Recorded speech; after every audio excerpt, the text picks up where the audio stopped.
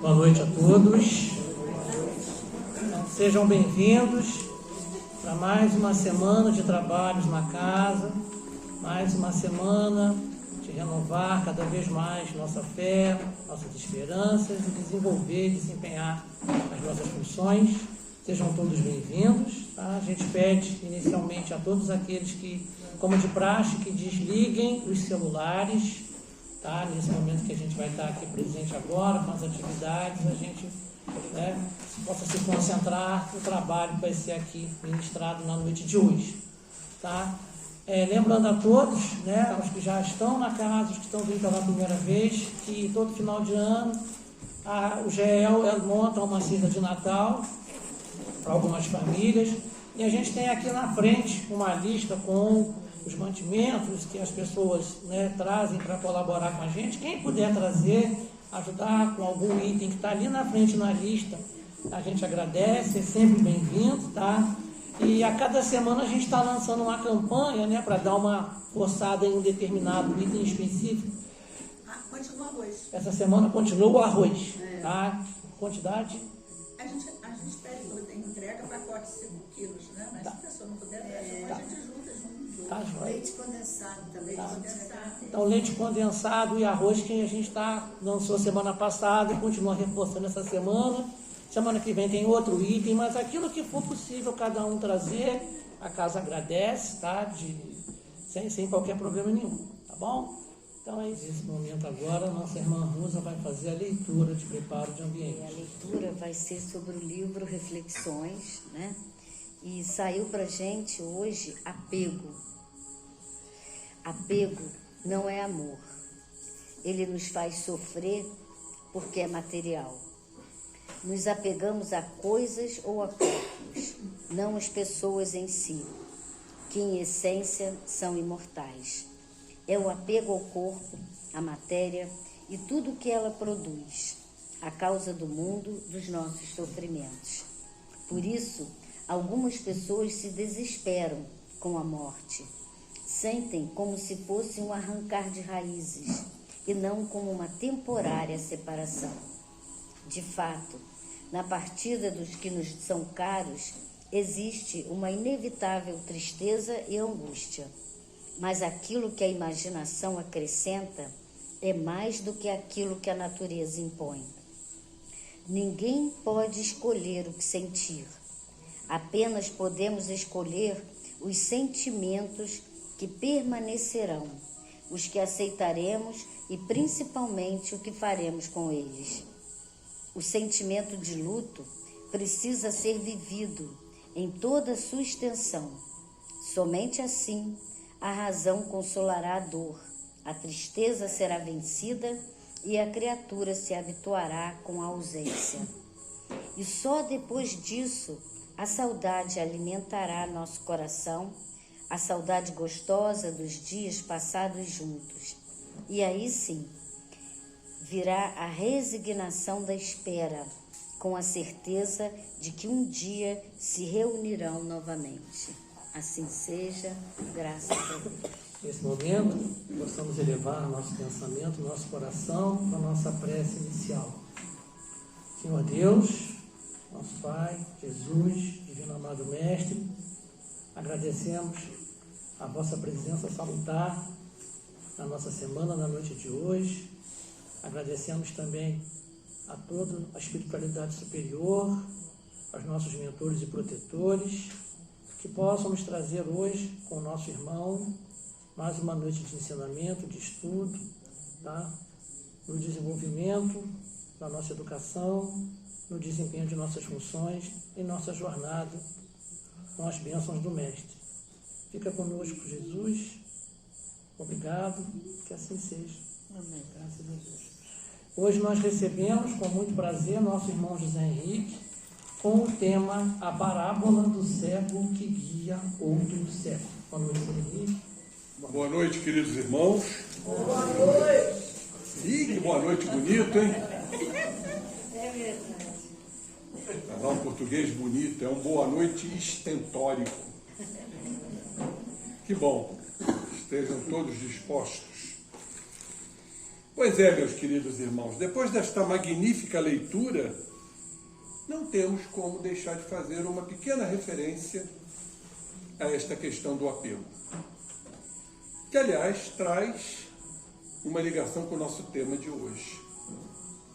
Pois o apegado, ele é cego, e que guia outros cegos. Mas por que o apegado é cego? Vou me reportar aqui uma colocação de Pierre Weil, educador francês, psicólogo, já desencarnado, que ele diz simplesmente que a raiz de todo sofrimento humano é o apego. Por conta disso, diz ele, o apego leva ao medo. O medo que temos de perder aquilo que a gente pensa que é nosso. E nada nos pertence. E o medo leva aos estados de estresse, de ansiedade, de quadros depressivos. O que fazemos compensatoriamente?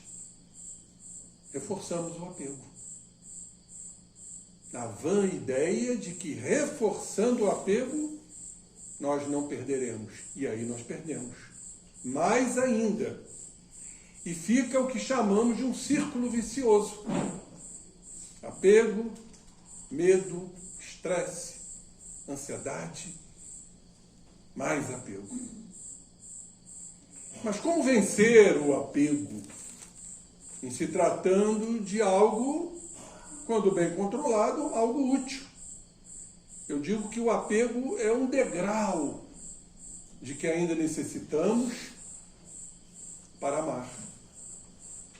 Nosso amor ainda é um tanto distorcido, é posse, é controle, é carência, é ciúmes. Então é uma forma de estarmos no bendito lar, por exemplo, ao lado dos nossos entes queridos, aonde nos apegamos. O problema não está no apego, o problema está na supervalorização do apego. E aí torna-se uma doença. Como acabei de dizer, medo, estados de estresse e ansiedade. Desapegar-se. Oh, coisa difícil, companheiros. Desapegar-se. E muito cuidado. Podemos ter um apego ao desapego. Aquela ideia fixa de que temos que nos desapegar. Então, precisamos, primeiro de tudo, reconhecer o apego.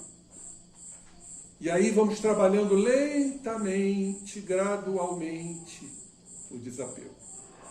Eu sempre questionei a questão da morte, que ela leu aí com muita propriedade. Por que Deus, misericordioso, bom, benevolente, iria criar a morte que tanto sofrimento leva? Exatamente, Deus quer que nos desapeguemos da vida física, que é uma passagem, onde estamos envergando um corpo de carne que ficará aqui. O que vamos levar são os valores, ou não. Então, a morte é nesse sentido, onde todos se nivelam. O pobre, o rico, o prepotente, o arrogante, o orgulhoso, o bondoso, o paciente, o impaciente, o tolerante, o intolerante. Todos vamos para o mesmo lugar. É um nivelamento.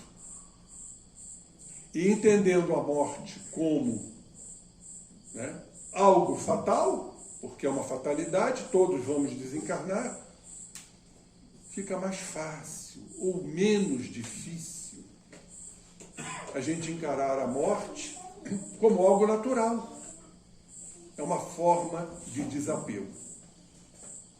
Mas qual a relação disso com a nossa parábola? Nossa parábola que nos fala exatamente sobre um cego que guia outro cego. Quem seriam esses cegos guiando outros cegos? Nós vamos abrir aqui uma janela muito grande e vamos ver que ainda estamos na cegueira. Não a cegueira física, resultado de uma anomalia ou uma cegueira de nascença, mas a cegueira espiritual. De certa forma, somos todos cegos. E transmitimos esta cegueira àqueles outros que nos seguem. Então poderíamos dizer que a cegueira pode estar no lar? Sim. Aonde uma forma de deseducar, que hoje vem acontecendo com muita frequência, a liberalidade, a permissividade, o tudo pode, é uma forma de cegueira, levando os rebentos, os filhos, junto de si. Ou seja, guiando outros cegos. Mas nós sabemos, numa amplitude maior, a questão obsessiva, que é muito mais frequente do que imaginamos. Questão 459 de O Livro dos Espíritos. Influem os espíritos nos nossos atos e pensamentos? Muito mais do que imaginamos. Influem a tal ponto que de ordinário são eles que nos dirigem. E há uma obsessão que se caracteriza, que se enquadra perfeitamente bem nesse capítulo. É a fascinação espiritual. Sutil, penetrante, que leva a criatura cega a acreditar nessa influenciação como correta, infringindo, inclusive, as leis de Deus. Nós temos os falsos profetas, que hoje estão aí, a mancheias. Esses falsos profetas distribuídos em todos os segmentos, em todos os setores da existência, dentro da economia, dentro da política, dentro da educação, um processo de desvirtuamento dos verdadeiros valores que foram trazidos por Jesus. São cegos, guiando outros cegos, crendo que aquilo é uma verdade insofismável, inatacável, as crenças estratificadas, engessadas, que são transmitidas de pessoas para pessoas. Hoje estamos vivendo esses momentos de falsas profecias.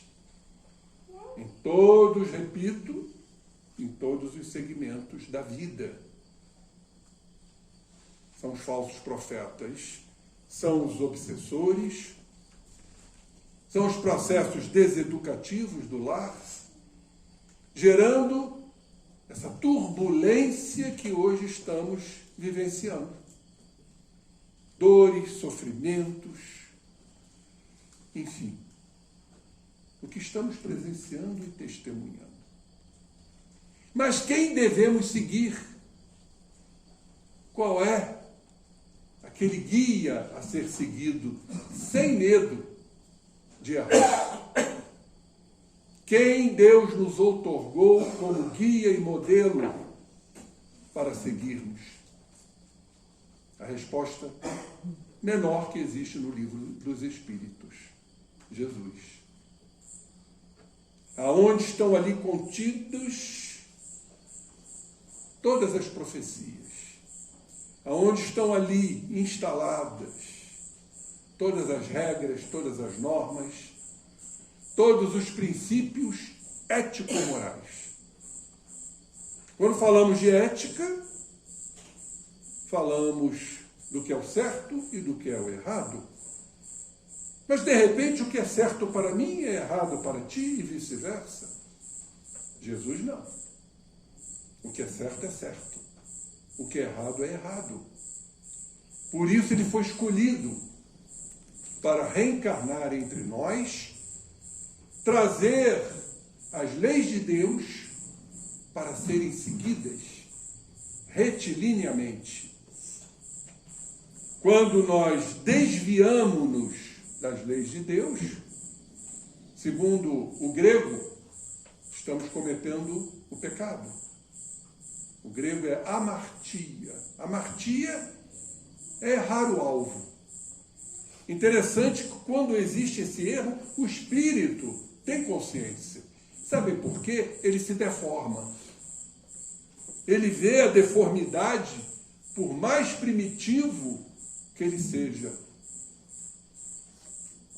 As leis de Deus são para serem cumpridas retilineamente, o que certamente não vamos conseguir por hora. Então nos deformamos. E aí vem a chamada consciência de culpa. O espírito está culpado diante das transgressões morais cometidas, os princípios éticos. E os princípios morais é o bem e o mal. Mas, volto a repetir, o que é bem para mim pode ser o mal para ti, e o que é o bem para ti pode ser o mal para mim. Não dentro das lições propaladas por Jesus. Então, aí está o segredo. Eu trouxe aqui uma passagem lindíssima do livro A Caminho, O Espírito e a Prática das Bem-aventuranças, que não é um livro espírita, mas é um grande filósofo que eu admiro profundamente. Eu sempre faço umas conexões dos seus ensinamentos com a doutrina espírita. Esse homem, eu acho que eu já citei aqui, é um filósofo, doutor em filosofia, doutor em psicologia, doutor em teologia. Haja doutorado para esse homem. Chama-se Jean-Yves Leloup. Eu tenho a coleção dele completa. Claro que eu extraio dali o que eu possa fazer uma ponte com a doutrina espírita, porque ele não é espírita. Ele foi um padre. Ele foi um padre ortodoxo, um padre dominicano, exicasta. Mas quando eu li isso aqui, eu fui tocado, que ele diz assim: Rabi, onde habitas? Jesus, né, Rabi? O meigo Rabi, onde habitas? E Jesus responde: venha, veja, eu sou, estou aqui. Eu sou, estou em todo lugar e sempre aqui. Isso me tocou profundamente, porque eu sou é uma colocação que a gente só escuta de Jesus. Jesus nunca disse eu tenho a verdade, ele disse eu sou a verdade. Ele nunca disse eu estou no caminho, ele disse eu sou o caminho. O que quer dizer eu sou? É a plenitude. É aonde chegaremos pela força da razão, das consequências e das reencarnações. A plenitude. Como estamos distantes ainda desta plenitude. E ele diz claramente, eu sou e estou aqui com aquilo que eu sou, quando reencarnou entre nós. E como pode estar em todo lugar, e sempre aqui. Jesus, não temos como fazer uma avaliação, ele pode estar em todos os lugares, como Deus está em todos os lugares. Claro, Jesus é filho do Pai. É um espírito puro que atingiu as culminâncias espirituais, mas não tem a perfeição absoluta. Essa é só do Pai, o Criador de tudo. Mas não temos como avaliar tal a nossa pequenez moral, tal a nossa imperfeição. E não se esqueçam que somos espíritos ainda da terceira ordem, imperfeitos, carregados de mazelas, de ranços, não temos como avaliar essa possibilidade expansiva de estar em todo lugar. Nós conhecemos na doutrina espírita com o termo ubiquidade. Mas não temos como avaliar isso. Mas também, sabendo que um dia chegaremos lá, pela força da razão, pela grande destinação, porque fomos criados para o Pai, para chegar lá, aonde Jesus se encontra. E ficamos embevecidos frente a essa possibilidade de um dia dizermos: eu sou. Eu estou aqui dentro do que eu sou. Estarei em todo lugar e sempre aqui. Há alguma dúvida em relação que Jesus está aqui? Quando Ele mesmo nos afirmou: quando 2 pessoas estiverem reunidas em meu nome, lá eu estarei. Não estamos aqui reunidos em nome de Jesus? Ele está aqui. E Paulo sentiu isso profundamente no arroubo, no arrebatamento do seu apostolado, quando ele disse: não sou eu, mas quem vivo. É o Cristo que vive em mim.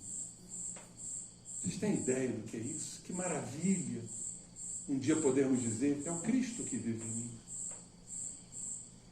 Na zona profunda do nosso psiquismo, nós estamos ainda na periferia intelecto-moral, os nossos pensamentos ainda desencontrados, desajustados, desarmonizados, gerando doenças, enfermidades, tanto no campo físico como no campo mental. No entanto, essa certeza de que Jesus está em nós, de que Deus está em nós, Ele afirmou para nós: vós sois deuses, sede perfeitos como perfeito é vosso Pai Celestial. O reino de Deus não encontra-se nem aqui nem acolá, encontra-se em nós. Nós vamos alcançar isto? Não. Tiremos isso de ideia. Alcançar quer dizer buscar como se algo estivesse distante para que eu alcance. Se Deus está em todos os lugares, o Cristo está em todos os lugares, não há o que alcançar. Então, a gente não alcança, mas a gente se abre. É a abertura. É a abertura psíquica. É o despertar da consciência.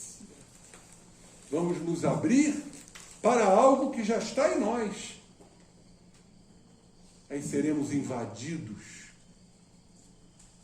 por esse êxtase espiritual. Então, meus queridos companheiros, o Cristo não é o cego. Aliás, eu pergunto, será que o cego, ele sabe que é cego? Será que os cegos, comandados por esse guia cego, sabem que são cegos? Não. Eles creem nisso. Então, o que impede da criatura, muitas vezes, não entender e não compreender a cegueira? E por isso são comandados por outros cegos. Os falsos profetas, as influenciações espirituais, o lar desajustado. 2 situações, 2 óbices, ou seja, 2 obstáculos que impedem isto. Em primeiro lugar, a ignorância. Cegos que não se acham cegos, comandando outros cegos. Ignoram. Ignoram o quê? As leis de Deus. Ignoram esse eu sou. E por serem ignorantes, por lhes faltarem estatura espiritual tal, eles estão afivelados, instalados em algo extremamente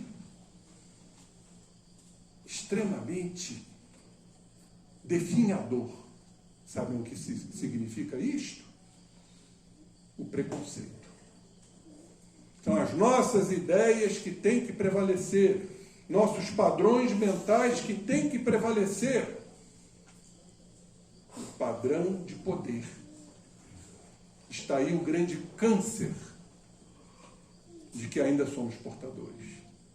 O padrão de poder. Que nós podemos definir por uma simples palavra: o orgulho. É o orgulho que nos impede de ver. É o orgulho que nos impede de combater a ignorância. Porque estamos engessados nesse padrão de poder chamado preconceito. Sobre todos os aspectos.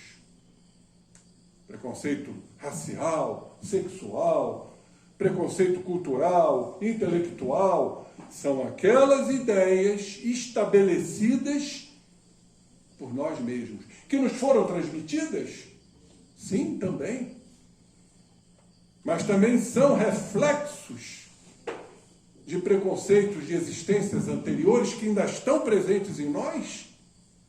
A dominação, a humilhação em relação ao próximo, a frieza, a insensibilidade, a indiferença. Nós carregamos ainda isto. São as nossas sombras, no dizer de Jung. Mas vamos à parábola. Jesus disse o seguinte, prestemos atenção. Pode acaso um cego guiar outro cego? Não cairão ambos num buraco? Não existe discípulo superior ao mestre. Todo discípulo perfeito deverá ser como o mestre. Porque olhas o cisco no olho do teu irmão e não percebes a trave que há no teu. Aí está exatamente o que foi dito, a ignorância e o preconceito. Vamos cair no buraco por seguirmos ideias que nos convêm. Ideias que são, a gente chama de ideias espúrias, ou seja, ilegítimas, que não são as ideias divinas, as leis de Deus. E aqui está uma questão muito importante, quando a gente se preocupa muito com o outro. O outro passa a ser o reflexo, a projeção daquilo que trazemos dentro de nós. A gente faz isso o tempo inteiro. Nós precisamos julgar, nós precisamos criticar, nós precisamos vilipendiar. Isso é um preconceito, isso é uma cegueira. Porque assim eu me protejo. Protejo o quê? A trave que eu trago em mim e que não me interessa ver, porque isso é doloroso. Se existe algo extremamente doloroso e sofrido, é o autoconhecimento. Reconhecer tal qual somos. Mas a gente faz o seguinte, a gente transfere para o outro, projeta no outro aquilo que temos dentro de nós. O outro faz a mesma coisa. Aí fica projeção e contraprojeção, sintonizados na mesma faixa. Só vamos entender a trave que está em nossos olhos se nós mergulharmos intencionalmente dentro de nós. O trabalho que é único. Como Kardec perguntou na questão 919, qual o método mais eficaz para nos melhorarmos nesta existência? Eu sempre pontuo esse mais. Isso é um advérbio de intensidade. Ou seja, não há outro. Se Kardec pergunta qual o método mais eficaz, é porque não há outro. É o único. E a resposta todos nós conhecemos. Parafraseando Sócrates, que aliás esta frase não é de Sócrates, é dos templos sacerdotais antigos da Grécia. Sócrates se retirou daqueles letreiros que eles chamam de dintéis, o conhece-te a ti mesmo. Então, Santo Agostinho, no Livro dos Espíritos, repetindo Sócrates, nos dá a resposta. O método mais eficaz para nos melhorarmos é esse difícil trabalho do autoconhecimento, sincero, leal, honesto e humilde. Coisa que ainda não somos.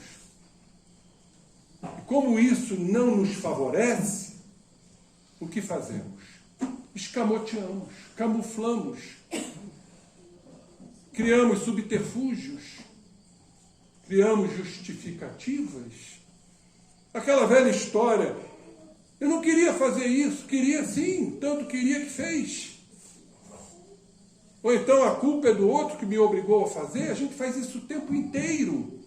Temos que assumir qual o problema, meus irmãos. Qual o problema? Aliás, não há outro problema.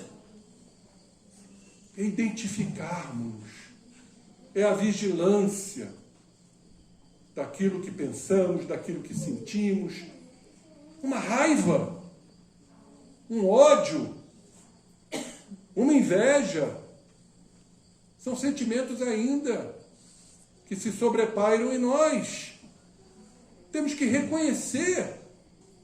Se não houver esse reconhecimento, esse autoconhecimento, como é que nós vamos evoluir? Será então, pergunto, que a reencarnação é justa? Para chegarmos àquilo que Jesus nos recomenda e que está na Bíblia, a perfeição? Ou nós achamos que vamos sair perfeitos daqui? Ainda carregados de incertezas, inseguranças, raivas, mágoas? Se tem algo que nos fere profundamente, é uma ofensa. Que nós entendemos como ofensa e que nem sempre é ofensa.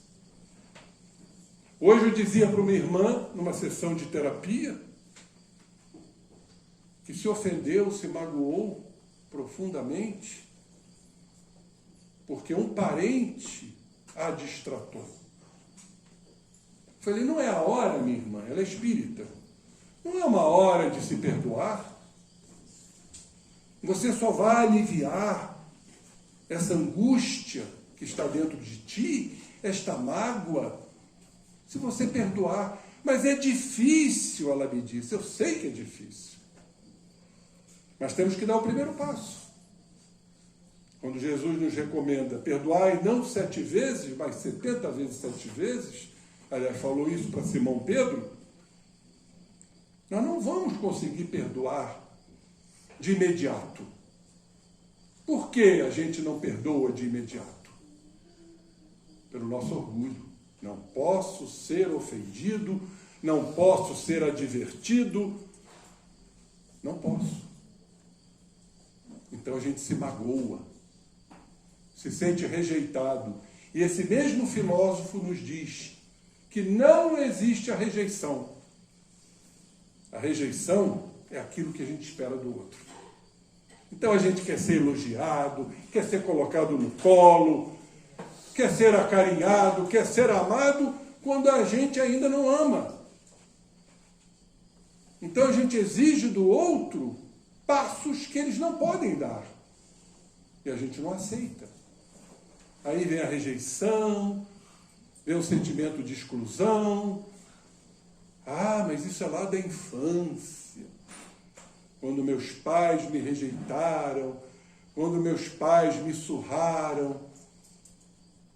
Ou a gente está entendendo por um outro prisma, que não simplesmente a infância. Ali estão espíritos que já passaram por diversos périplos. E da mesma forma que se sentem excluídos, desassistidos, abandonados, traídos, rejeitados, fizeram o mesmo em existências anteriores. Por isso que a doutrina é fantástica. Não nos ater nas aflições atuais, somente, mas aflições que perpetramos em outras oportunidades encarnatórias. Não existe o acaso. Tudo tem sua razão de ser. Como isso é importante para nos recuperarmos.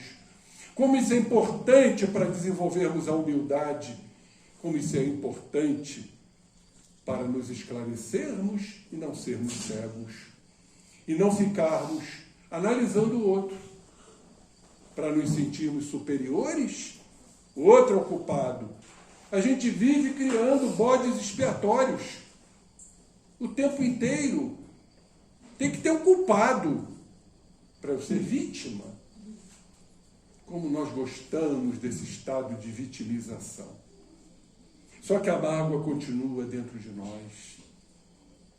E a mágoa vai gerando sentimentos de vingança um dia.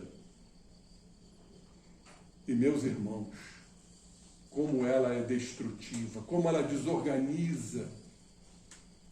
Aquele proto-oncogene, aquele gene responsável pela divisão celular, pela maturidade da célula, vai haver uma inibição do gene repressor.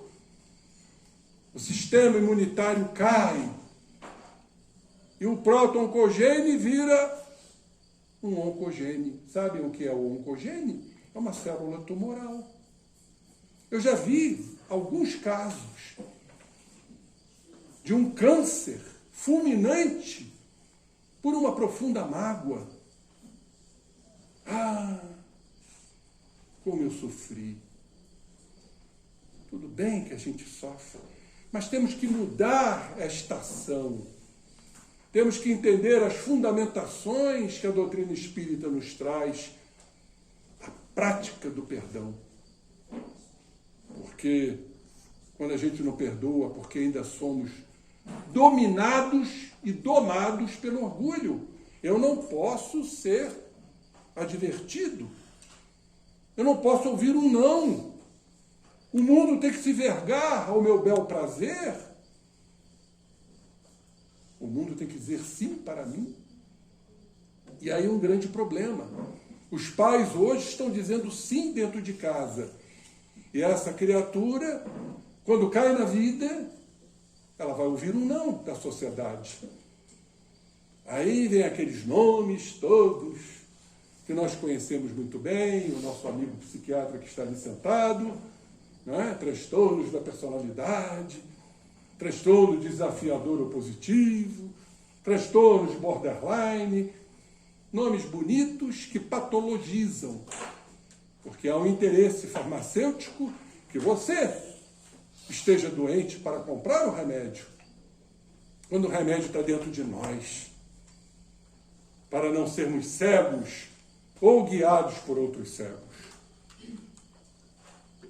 Jesus aqui continua, isso está no Evangelho de Lucas, capítulo 6, versículos 39 a 42. Como podes dizer a teu irmão?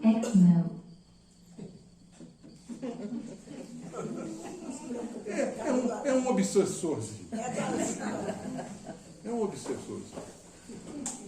Como podes dizer a teu irmão? Irmão, deixa-me tirar o cisco do teu olho, quando não vês a trave em teu próprio olho? E Jesus aqui complementa, hipócrita, tira primeiro a trave do teu olho, então verás bem para tirar o cisco do olho do teu irmão. Companheiros, isso é de uma importância sacrossanta. Jesus fala muito de hipocrisia. E aí eu me lembro de um grande psiquiatra cubano, radicado no Brasil. Eu tive a oportunidade de conhecer quando era jovem, Dr. Emílio Miri Lopes. E ele tem na sua literatura que ele considera as máscaras do medo, as proteções em relação ao medo. Lembram-se a referência que fiz? O apego leva ao medo? Todos nós temos medos. De alguma forma temos medos. E ele cita a hipocrisia como uma grande persona, uma grande máscara do medo. Porque o hipócrita é aquele que aparenta aquilo que ele não é, porque ele tem medo de se reconhecer. Aí eu tento mostrar dentro de casa, na rua, nas comunidades, no trabalho, na casa espírita, aquilo que eu não sou. Joana de Ângeles chama isso de homens aparência. A gente aparenta, hipocritamente falando, porque o hipócrita, que é um orgulhoso, ele quer auferir lucros, de alguma forma. Sabe aquele funcionário que chega para o chefe e diz: meu querido chefe, como você está bonito. Bonita camisa, Fernandinho. Bonita camisa, Fernandinho. Ele não quer perder o emprego. Ele não quer ser autêntico. Porque aí está o grande problema. A falta da autenticidade, por medo, por hipocrisia. Ser autêntico não é ser agressivo, não é ser violento, mas ser verdadeiro. Doa a quem doer, mas Jesus era verdadeiro, autêntico, mas com amor. E é isso que nós temos que fazer com nossos filhos, e não permitirmos de colocar a mãozinha, né, na cabeça de nossos filhos, porque não tivemos, então nossos filhos precisam ter. Que é uma forma carente também de ser. Pais inseguros, medo de não serem amados, então permitem tudo. Isso chama-se hipocrisia. São cegos que conduzem filhos cegos. E ambos vão cair no buraco. O que quer dizer cair no buraco? Buraco da dor, do sofrimento, dos descompassos mentais, dos desequilíbrios. E nós estamos vendo aí. Nós estamos vendo aí. E aí surgem os conflitos dentro do lar, dentro da comunidade, dentro de todos os lugares e dentro das nações. Por que Israel está guerreando contra os árabes? Por que a Rússia está guerreando contra a Ucrânia? Por isso, conflitos de egos. A minha ideia orgulhosa tem que prevalecer. E tem aqueles com poder de sedução, trazem nas palavras os visgos, envolvendo aqueles menos credenciados, mas que também são cegos. Com relação a essa parábola, nós vamos encontrar isso nos evangelhos de Mateus, de João. Mateus aplica esses ensinamentos aos fariseus e Lucas aos discípulos. Então, como disse, é evidente que dentro desta parábola Jesus não está se referindo à cegueira do corpo, mas usando esta imagem para comparação. Então, o que Jesus nos alerta? Ao progresso moral. Quando seguimos pessoas que não transmitem os ensinamentos verdadeiros que promovem o crescimento espiritual. Então, belíssima colocação. Nós temos hoje, e isso é muito importante, o estudo, a intelectualidade, que a doutrina espírita, em suas casas de luz, primam os encontros, os estudos sistematizados da doutrina espírita que esclarecem para a promoção da intelectualidade, da fé raciocinada. Porque a doutrina espírita é inconteste, meus irmãos. Ela é tão clara, é o consolador prometido por Jesus. Então temos que nos fundamentar no estudo, no desenvolvimento da inteligência, para que a inteligência possa observar as emoções. É a inteligência que vai fazer com que a gente compreenda as nossas emoções. Por isso a importância de seguirmos Jesus. A importância da doutrina espírita, comandada pelo Espírito de verdade, que é o próprio Jesus. Jesus está em tudo. Quando o planeta se formou, Jesus já era puro. Jesus já era puro. Quando ele se reuniu com os companheiros da comunidade dos espíritos puros para traçar as balizas cosmogônicas do futuro planeta que hoje estamos habitando. Temos que contestar. Respeitamos quaisquer espíritos, mas dentro do que eu estudo, do que eu leio, não há espírito da ordem do Cristo para nós. Nós temos espíritos superiores, mas puro, só Jesus, que Deus escolheu, nos outorgou para servir de guia e modelo. Sigamos o Cristo.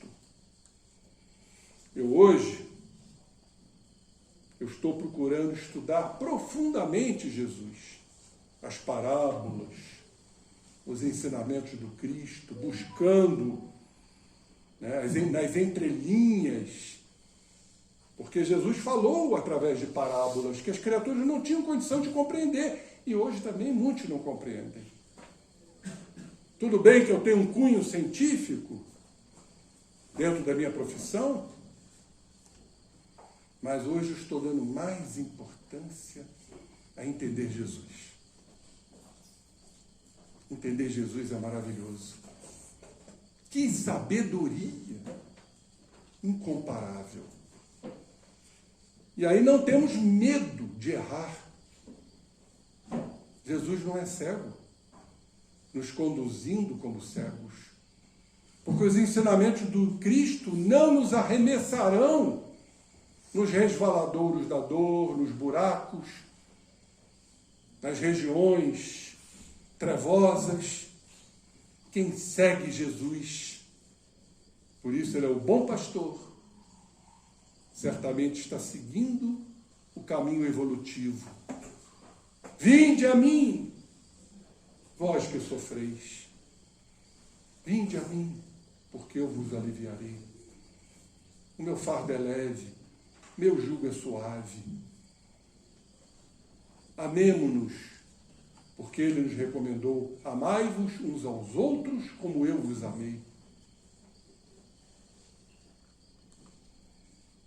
Portanto, quando nos deixamos guiar por cegos, por teorias, ídolos de barro que se rompem, os bezerros de ouro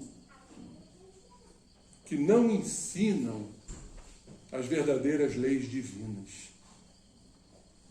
O cego e o guia cego cairão ambos no buraco.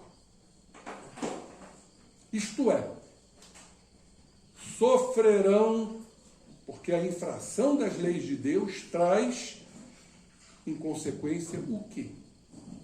Sofrimento, infelicidade, desventura. Meus irmãos, visto que as leis de Deus são as únicas verdadeiras para a felicidade do homem. A felicidade não encontra-se fora de nós, nos prazeres mundanos, efêmeros, inconstantes. A gente busca essa felicidade e vem o vazio. vem a insatisfação e a gente busca mais felicidade aonde lá não existe. E a gente vai levando, infelizes que somos. Onde está a felicidade? Dentro de nós. Onde está Deus? Dentro de nós. Onde está Jesus? Dentro de nós. Onde está a paz? Dentro de nós. Lao Tse, belíssimo filósofo, ele nos diz: a paz não encontra-se fora de vós, e sim dentro de vós. Por que será? Aonde Jesus ia, ele pronunciava em hebraico Shalom. Shalom quer dizer, seja pleno, porque estarás na paz. Shalom. Então Jesus ia pregar nas catacumbas, nas praias, Cafarnaum, Lago de Genezaré. Aonde ele chegava, ele dizia Shalom. E esta plenitude, caríssimos irmãos, está em nós. É a abertura, é a manifestação de Deus que nós podemos exercitar. Há algo muito interessante, a nossa querida irmã Sônia, que faz aqui esse trabalho magnífico. Sabem o que significa aquelas pequenas lacunas entre um pensamento e outro? Reparem que a gente pensa, mas vem outro pensamento, e entre um pensamento e outro tem uma lacuna. Sabem o que significa isso? A sustentação de Deus. Sem isso, nós iríamos derruir. Assim como também entre a inspiração e a expiração. Bendita prática da meditação. Inspiramos as bênçãos divinas derramadas sobre nós. E entre a inspiração e a expiração há uma lacuna que precisa ser aberta. São as manifestações de Deus para a gente também levar a paz, porque essa é a paz profunda, às demais criaturas. No processo da expiração, quando expiramos, aquela energia comandada pelo nosso cérebro, pela nossa mente. Por isso as criaturas ansiosas não se permitem a tal. Vocês já repararam que o ansioso ele é ofegante? Ele utiliza apenas o terço superior dos campos pleuropulmonares? Eles não respiram ao largo. Ao largo vem do hebraico Yessá. Yessá nos leva a Yeshua. Yeshua é o Cristo. É a salvação, é a libertação. Então vamos aprender a respirar, que a nossa irmã coloca com muita propriedade aqui.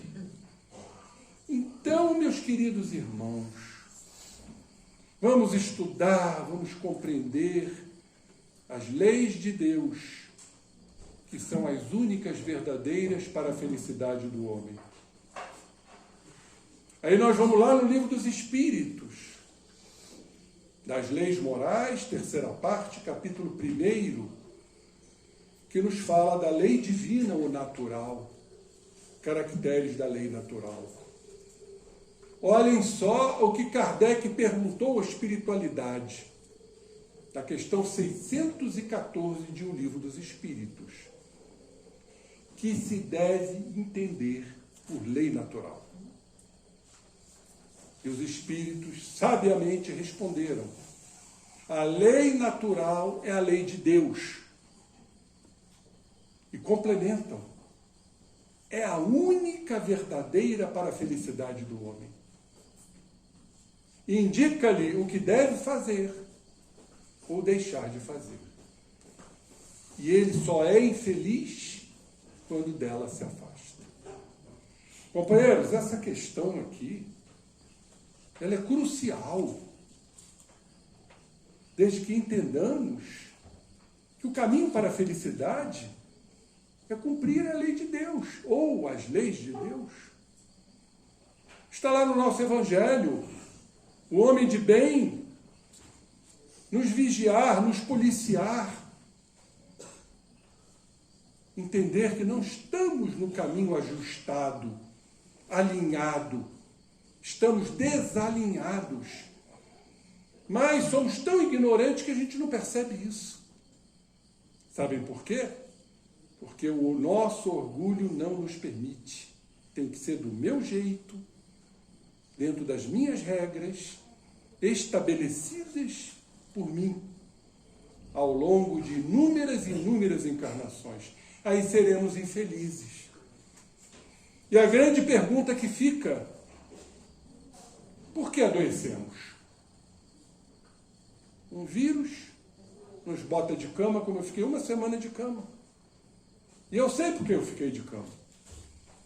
Febre alta, tosse produtiva, suspeita de pneumonia, dores musculares, dores articulares. Aí eu fui entender o que me desarmonizou. Isso é fundamental. Quando entendemos que não existe a doença, existe o doente. Ainda somos enfermiços, ainda somos doentes da alma, e o remédio está dentro de nós. Tudo está dentro de nós. Nós somos seres duais, ou seja, vibramos numa faixa, daqui a pouco vibramos na outra. Por que será que temos tristezas e alegrias, tolerâncias e intolerâncias, impaciência e paciência? Para haver um entrechoque. Jung coloca com muita propriedade que a vida nasce do atrito dos opostos. É o atrito que vai levar à luz do que somos, entendendo isto, aceitando isto, sendo humilde a esse ponto, e do que pretendemos vir a ser, que em psicologia chamamos de devir psicológico, o vir a ser. É esse o nosso caminho. Agora, enquanto estivermos engessados na ignorância, nos preconceitos, em julgar o cisco do olho do irmão, não olhando para nossas traves, nós vamos ser infelizes. Infelicidades estas que gerarão infelicidades no campo físico, no campo orgânico, sob a assistência do corpo espiritual, comandado pelo Espírito. Essa tríade clássica, inconfundível, espírito, perispírito e corpo. O corpo vamos deixar aqui, mas quando a alma sair do corpo, ela leva o seu corpo, que é imperecível. Os espíritos puros também trazem o seu corpo espiritual, mas são tão sutis, são tão diáfanos, que não temos como distinguir a alma do seu corpo. Condição de Jesus. Então, meus queridos irmãos, a lei natural é a lei de Deus. Cego que guia cego, ao tempo de Jesus, era o sacerdócio judeu, que pregava o quê? O culto externo. A obrigatoriedade dos sacrifícios, cumprimento de normas rígidas, ritualísticas, como uma forma de adoração, não valorizando o interior, o bom proceder. Então depositamos nas imagens uma adoração como se as imagens vão nos salvar. Eu tive a oportunidade de estar na Itália e vi como o povo ainda está ligado à igreja. Pessoas idosas, ajoelhadas no genuflexório, rezando seus terços, depositando pela sua fé dogmática, depositando na adoração da imagem dos santos, do Cristo crucificado, a salvação. Quando a salvação está dentro deles, na mudança, na transformação, na compreensão de si para mudar. Conhece-te a ti mesmo. Questão 919, com a sua bendita resposta. Olhem só, para a gente desfechar essa questão. Vamos ver o objetivo da adoração? Tanto que Kardec perguntou, questão 649 de O Livro dos Espíritos. Em que consiste a adoração? Os Espíritos foram precisos, tácitos, na elevação do pensamento a Deus. Lembram-se do que falei? Aquela lacuna entre um pensamento e outro. Se a gente observar, a gente vai promover uma abertura. Isso é a ação do pensamento, a elevação do pensamento, as manifestações de Deus que estão em nós. Companheiros, isso tudo é uma questão de exercício. Treinarmos. Deste, pela adoração, aproxima o homem sua alma. Sua alma se aproxima de Deus. Mas Deus não está fora, como muitos pensam. Deus está dentro de nós. Tanto que Kardec pergunta, precisa de manifestações exteriores a adoração? E a espiritualidade respondeu, a adoração verdadeira é do coração. É adorar de coração.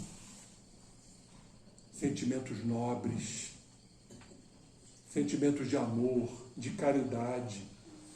Em todas as vossas ações, lembrai-vos sempre de que o Senhor tende sobre vós o seu olhar. Então não é Deus que vem a nós.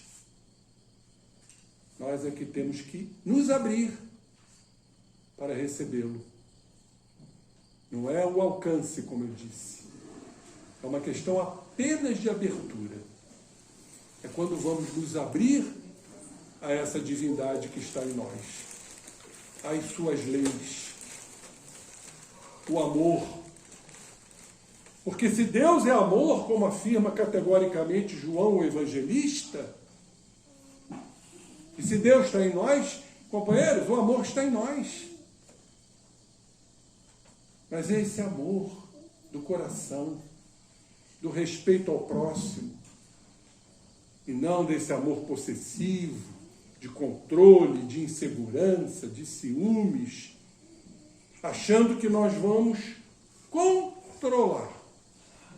Aí está o grande problema. Controle. Nós queremos controlar tudo. E quando nós perdemos o controle, nós desabamos. O transtorno do pânico é isto. É a perda do controle.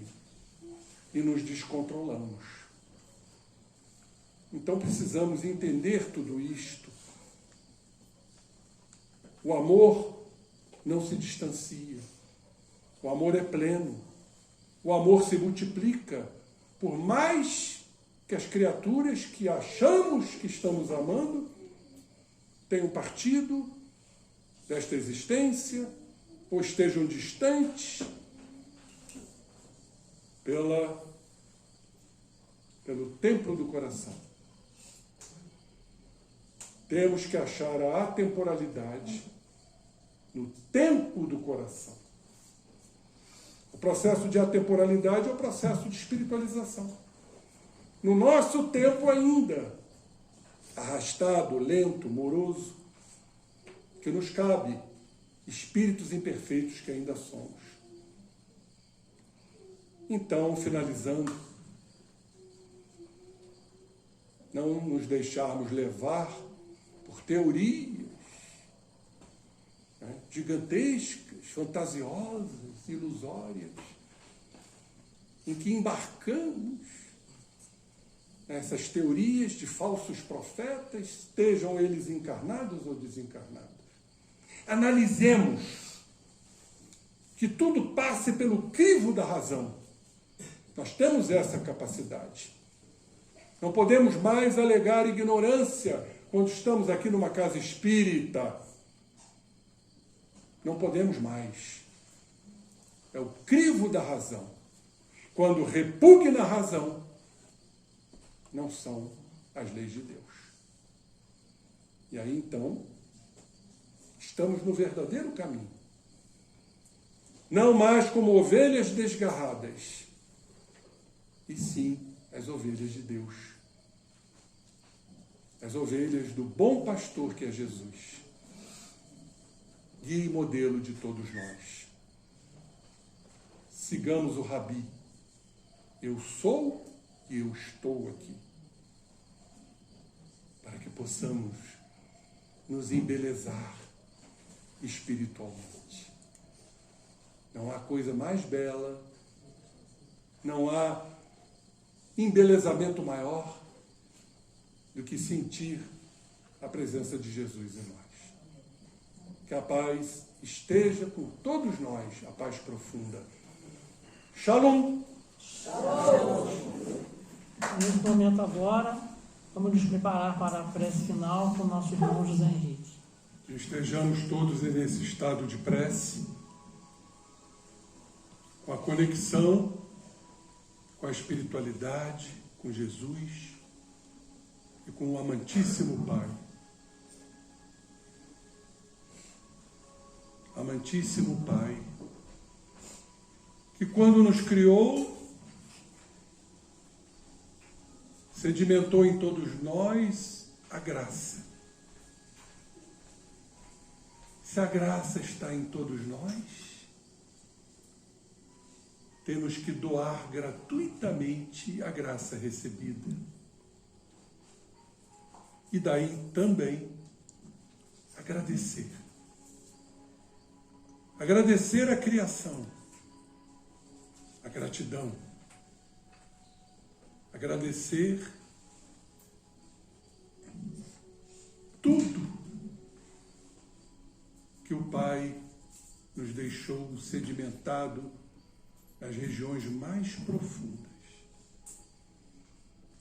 E que possamos também transmitir esta graça gratuitamente a todos que sofrem, a todos que estão em convulsões morais, a todos desassistidos, excluídos, reclusos, doentes do corpo, doentes da alma. Somos, sim, trabalhadores da última hora.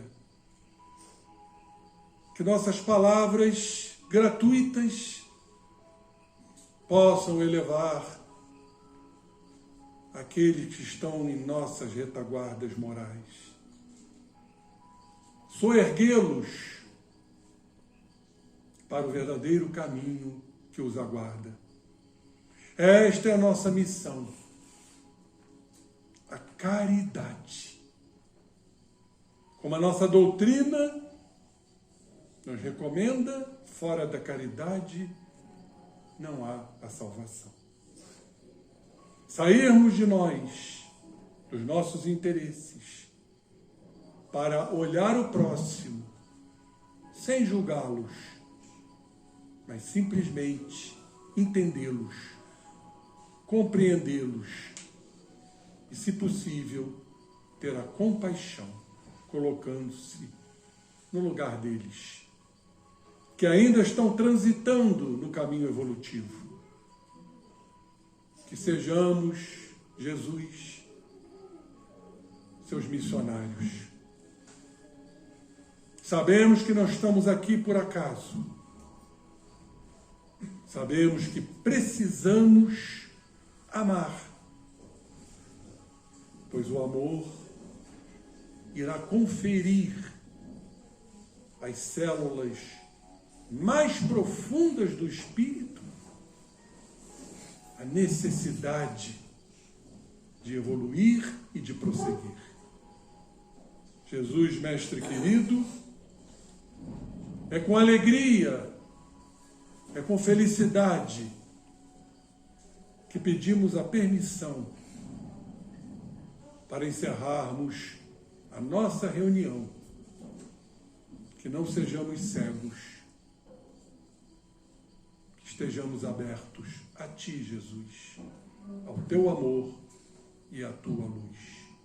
Graças a Deus e que assim seja. Lembrando a todos que quarta-feira agora é feriado, mas o trabalho na casa, os trabalhos continuam firmes e fortes, tá bom? Obrigado pelo silêncio respeitoso, que possamos seguir em paz a paz do Mestre. Uma boa noite a todos.